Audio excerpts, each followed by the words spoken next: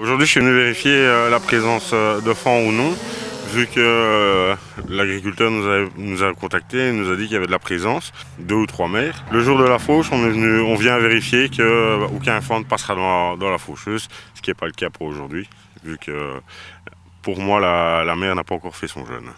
Quand vous trouvez un faon en fait dans un champ, qu'est-ce que vous faites?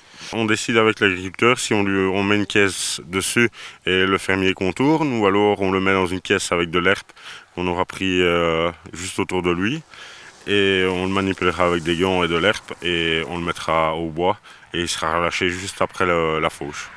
Ce qui permet donc à la mère de le récupérer sans avoir les odeurs humaines. Voilà, tout à fait. Et quand on le relâche, il va se mettre à crier pour essayer que sa mère revienne le reprendre. Les vols de surveillance comme ça, c'est tout au long de l'année? Non, on est vraiment actif de mi-mai jusqu'à fin juin. Vous sauvez combien de faons sur cette période? L'année passée, si je ne me trompe pas dans les chiffres, ça doit être 350, mais dire le nombre d'hectares exacts qui ont été volés de tête, je ne saurais peu.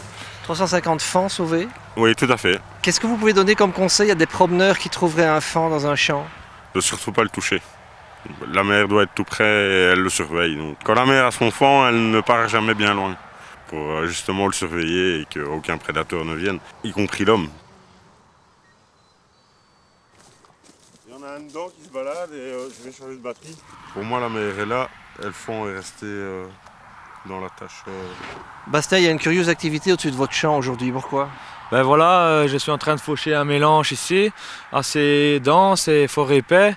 Et des voisins sont venus me trouver pour dire qu'on voyait beaucoup de faons et tout ça, des jeunes circuler ici dans le mélange. Alors je me suis posé la question pour pas les faucher, pour pas appeler l'association Sauver Bambi. Ça vous est déjà arrivé de travailler dans un champ et malheureusement de trouver un faon ou de rouler sur un faon?